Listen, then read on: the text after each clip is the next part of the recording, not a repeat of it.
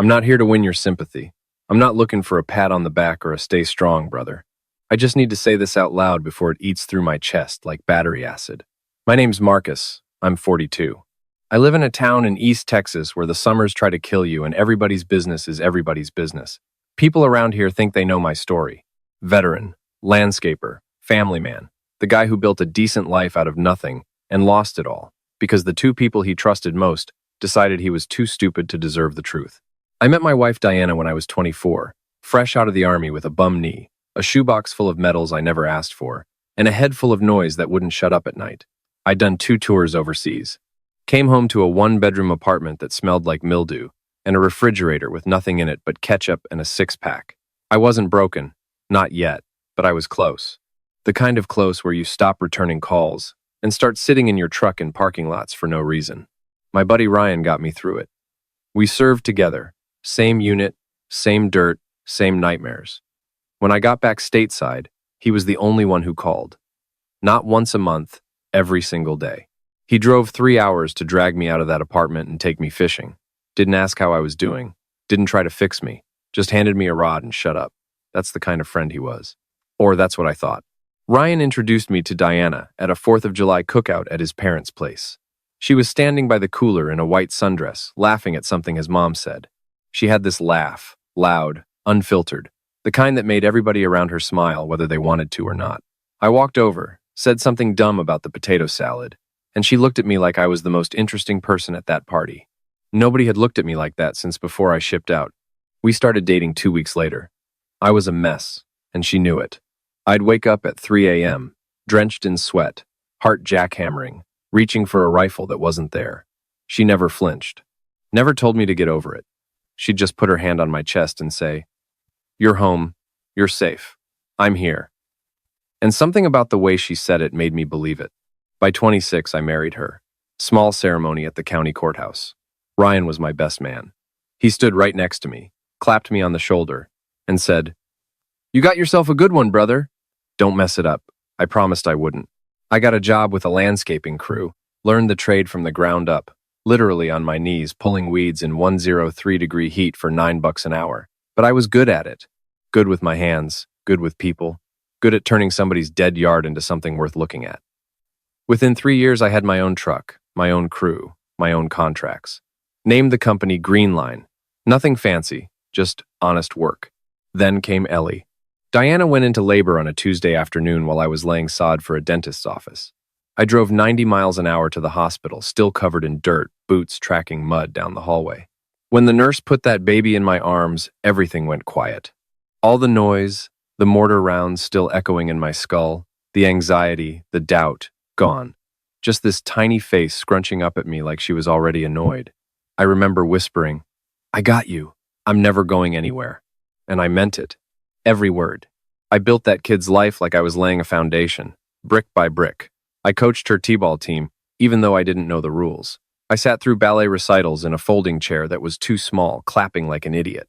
I read her the same bedtime story 400 nights in a row because she wouldn't sleep without it.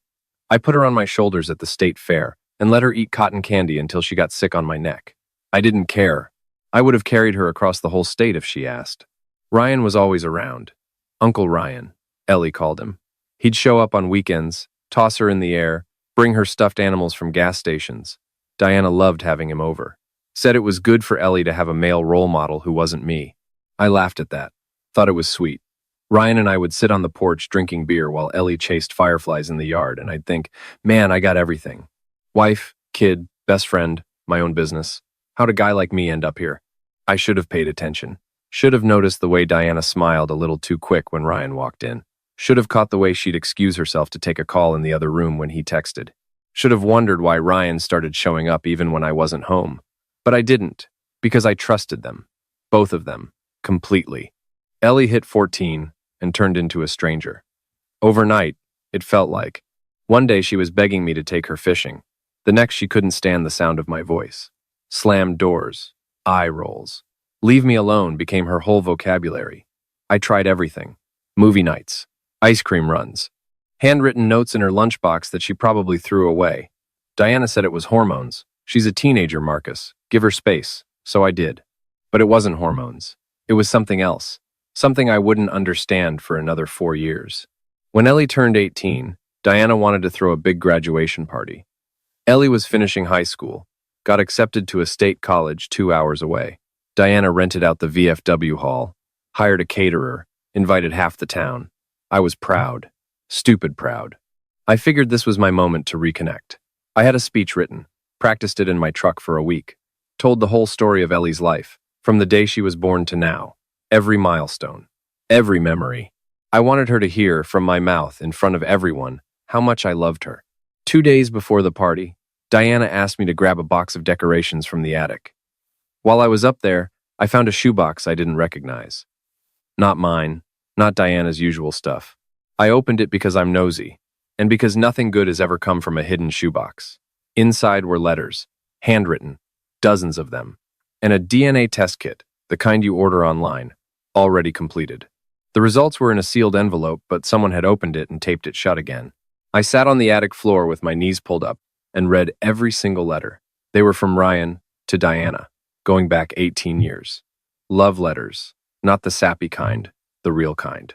The kind where a man talks about a woman like she's the only oxygen in the room. He wrote about their one night like it was sacred. Wrote about how hard it was to watch me raise their daughter. Wrote about how Diana was the bravest woman he knew for keeping the secret to protect me. Protect me. I opened the DNA results. Probability of paternity, 0% Marcus Hale. Probability of paternity, 99.97%. Ryan Caldwell. I don't remember climbing down from the attic. I don't remember sitting in my truck. I remember the steering wheel shaking and realizing it was my hands. I remember the taste of copper in my mouth because I'd bitten through my lip. And I remember thinking, very clearly, very calmly, I'm going to burn his house down. I drove to the hardware store, bought 2 5-gallon cans of gasoline, put them in the truck bed, drove to Ryan's place, a nice little ranch house on Cedar Lane that I'd helped him re-roof 3 summers ago. I parked across the street, sat there with the engine running, staring at his front door, trying to remember if he had a dog inside. He did. A yellow lab named Biscuit that Ellie had picked out for him at the shelter when she was 12. I sat there for 40 minutes, hands on the gas cans, jaw clenched so tight I thought my teeth would crack. And then my phone buzzed. A text from Ellie. Dad, can you pick up more ice for Saturday? Dad. She called me Dad. Even after everything she probably knew, she still called me Dad in a text about ice. And that one word cracked something open in me that the rage had sealed shut. I drove home, put the gas cans in the garage, took a shower so hot it turned my skin red. And then I sat on the bathroom floor and cried for the first time since I came back from overseas. Not because I was sad, because I was tired. 18 years of tired. The next morning I called my lawyer, guy named Dale, no-nonsense divorce attorney who'd handled half the splits in the county, former JAG, Army like me. I sat across from his desk and said, I need you to end my marriage and make sure everyone knows why. Dale didn't blink. How scorched do you want the earth? Nothing left standing. He nodded and pulled out a yellow legal pad. We spent 3 hours mapping it out. Divorce filing on grounds of fraud and adultery. Civil suit against Ryan for intentional infliction of emotional distress and paternity fraud. Motion to have my name removed from Ellie's birth certificate. Recovery of every cent I'd spent raising a child that wasn't mine. Dale had me pull bank records, receipts, tax returns. We calculated everything. 18 years of school supplies, clothes, sports equipment, braces, summer camp, that used Honda I bought her for her 16th birthday, college application fees, SAT prep courses. Nearly 300 grand spent on a daughter who belonged to the man drinking beer on my porch every Saturday. I also handed over the letters and the DNA results. Dale read them with his jaw tight and said, This is enough to bury both of them. Good, I said, but I want to do it publicly. Define publicly. At the graduation party, Saturday night, in front of everyone. Dale stared at me for a long time. Then he said, I can't advise that legally. But personally, I'll be in the front row. I didn't change a thing about the party. Helped Diana hang streamers. Picked up the cake. Set up the chairs. Smiled at her across the table like nothing was wrong. She had no idea. Ryan showed up Friday to help move tables, shook my hand, looked me in the eye, and said, Big day tomorrow, brother.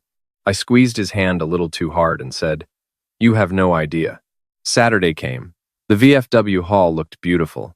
White lights, round tables, A banner that read, "Congratulations, Ellie," in gold letters. Half the town showed up. Teachers, neighbors, church folks, Diana's entire family. Ryan was there in a sport coat, grinning, playing the charming uncle, tossing Ellie in conversation like she was his own, because she was. The caterer served tri-tip and cornbread. The DJ played country music too loud. Kids danced. Old folks gossiped. Diana floated around the room in a blue dress, playing the proud mother.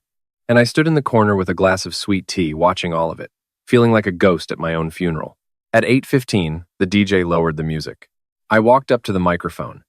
Diana beamed at me from the front table. Ellie was sitting with her friends, barely paying attention. "Evening, everyone," I said. My voice was steady. I'd practiced this. "Thank you all for coming to celebrate Ellie's graduation. 18 years. It goes fast, doesn't it?" Nods. Smiles. A few amens from the older crowd. "I want to tell you a story about this girl. When she was born, the doctor put her in my arms and she looked up at me like she already knew I was going to embarrass her at every school event for the next 18 years. Laughter. Diana wiped her eyes. I coached her t-ball team. Sat through every recital. Read the same bedtime story 400 times. Put her on my shoulders at the fair. Stayed up all night when she had the flu.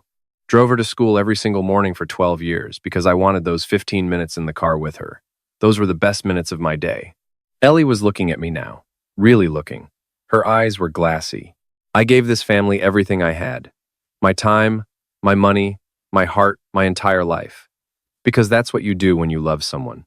You show up every day. No excuses." I paused. The room was silent. But showing up doesn't mean much when the people you show up for have been lying to your face for 18 years. The energy shifted. You could feel it, like the temperature dropped 10 degrees. Diana's smile cracked. Ryan's hand froze around his drink.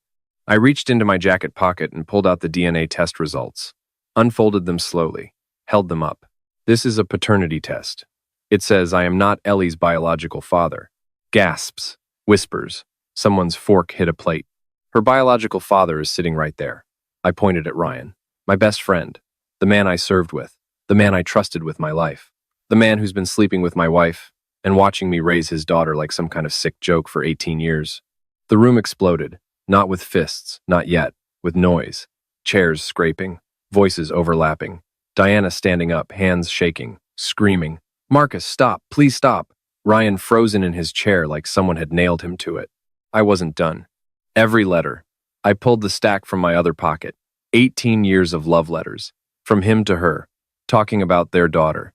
Talking about how brave Diana was for keeping the secret. Talking about how sorry he felt for me. I tossed the letters onto the table. They scattered across the white tablecloth like dead leaves. $287,000. That's what I spent raising your daughter, Ryan. School, clothes, braces, summer camps, a car. Every dime out of my pocket while you sat on my porch drinking my beer and calling me brother. Ryan stood up. His face was white. "Marcus, let me explain." "Explain what? That you wrote her love letters for 18 years? That you took a DNA test and hid the results in my attic?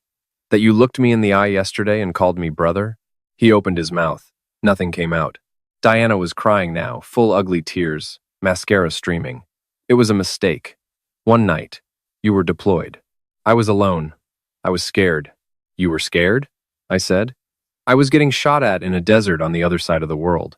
You were home, in our bed, with him." The room was dead quiet. You could hear the ice melting in the glasses. Ellie stood up. Her face was chalk white. She looked at Diana, then at Ryan, then at me. "Daddy." "Don't," I said. And that word, the way I said it, flat, final, cold, it hit the room harder than anything else. Because everyone there knew I would have died for that girl. And now I was telling her not to speak to me. I walked toward the door. Ryan grabbed my arm. "Marcus, wait, please." I turned and hit him once. Clean right hand, everything behind it. He went down like a bag of sand. His chair tipped over and took a centerpiece with it. Flowers and water everywhere. Someone screamed. Diana's mother fainted into a folding chair that buckled under her weight. I didn't look back. Walked out the front door, got in my truck and drove. No destination, just away. I spent that night in my truck at a rest stop off I-20, staring at the ceiling, listening to 18-wheelers shake the ground. Didn't sleep, didn't eat, Just sat there replaying every moment, every barbecue, every fishing trip, every time Ryan hugged Ellie goodbye and held on a second too long. Every time Diana said she loved me and went to bed with his secret on her tongue. Monday morning, Dale filed everything. Divorce on grounds of fraud, civil suit against Ryan, motion to remove my name from the birth certificate, petition to recover all financial support paid under false pretenses. Diana's attorney tried to fight it, some slick guy from Houston in a three-piece suit who tried to paint me as an unstable veteran with anger issues. Your Honor, my client fears for her safety. Mr. Hale has a history of combat-related trauma and exhibited violent behavior at the graduation event. Dale shut it down cold. My client served this country with distinction, built a successful business, and raised a child for 18 years based on a deliberate lie. He was provoked by the revelation of paternity fraud at a public event organized by the respondent. His single act of striking the biological father does not constitute a pattern of violence. The judge agreed. Diana took the stand and tried the tears. Said it was one night, one mistake, that she'd always loved me. Said she didn't know for sure that Ellie wasn't mine until years later. Dale held up the DNA test. This test was ordered 7 years ago. You've known for 7 years. Your letters with Mr. Caldwell reference the results explicitly. Would you like me to read them to the court? Diana's attorney objected. The judge overruled. Dale read 3 lines from one of Ryan's letters, something about how he felt a bond with their daughter that Marcus would never understand. Diana stopped crying, just sat there staring at the table like it might swallow her. Ryan tried to play poor, said he was just a middle manager at a supply company, couldn't afford a judgment. The judge didn't care. You participated in an 18-year deception that caused Mr. Hale significant financial and emotional harm. The court will determine an appropriate judgment, and you will comply. Final ruling. Divorce granted. No alimony. My name removed from the birth certificate. Ryan ordered to pay $260,000 in restitution. Diana found in contempt for withholding evidence during discovery and fined. Child support obligations eliminated retroactively. I didn't celebrate. Didn't even smile. Just shook Dale's hand, walked to my truck, and drove. I sold the house, sold the business. Took the money and moved 4 hours north to a town near the Oklahoma border where nobody knew my name. Bought a small property with a metal shop building on it. Started a new landscaping operation. Just me and 2 guys I hired off Craigslist. Named it Cut and Clear. No logo, no website. If you found me, you found me. If not, fine. Bought a pit bull from the shelter. Named him Sergeant. He slept on the foot of my bed and growled at anyone who came within 10 feet of my truck. Perfect dog. I changed my number. Deleted my email. No social media. Not that I ever had much. I erased myself. Built a new routine. Wake up at 5. Coffee. Work until dark. Feed the dog. Sit on the porch. Go to bed. Repeat. No friends. No dates. No pictures on the walls. It worked for about 8 months. Then Diana called. Blocked. Number. I answered by reflex. Marcus, she said, and her voice sounded like it had been dragged across gravel. Please. Ellie dropped out of college. She's not eating. She won't talk to anyone. Ryan told her he doesn't want anything to do with her. Said she ruined his reputation. She's alone and she's falling apart. Please, Marcus. I'm not asking for me. I'm asking for her. I hung up. Blocked the number. 2 weeks later, a voicemail. Ellie's voice. Shaking. Marcus. Dad. I don't even know what to call you anymore. I know you hate me, and I deserve it. I was so angry for so long, and I didn't even know why. Ryan told me things. When I was 14, he told me you weren't my real father. He said Mom was going to leave you eventually and we'd be a real family. He got in my head. He made me feel like you were just some guy who happened to be there. And I believed him because I was a stupid kid who didn't know what she had. A long pause. I could hear her breathing. He doesn't want me now. Called me a liability. Said I should have kept my mouth shut at the party, like it was my fault you found out. Mom's living with Grandma. She had some kind of breakdown. And I'm in a studio apartment working at a gas station trying to figure out how to be a person without the only dad I ever really had. Another pause. I'm not asking you to forgive me. I know I don't deserve that. I just wanted you to know that I remember. The bedtime stories. The shoulders at the fair. The 15 minutes in the truck every morning. I remember all of it. And I'm sorry I threw it away. I'm sorry, Daddy. I played it 3 times. Then I deleted it. She wasn't mine. That's what the paper said. 0%. But the paper didn't know about the 400 bedtime stories. The paper didn't know about the cotton candy on my neck. The paper didn't know about the 15 minutes every morning.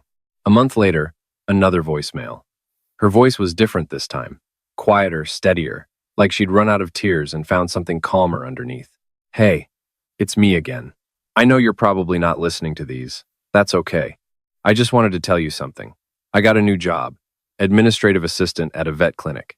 It's not much, but I like it. The dogs remind me of Biscuit. A small laugh, tired but real.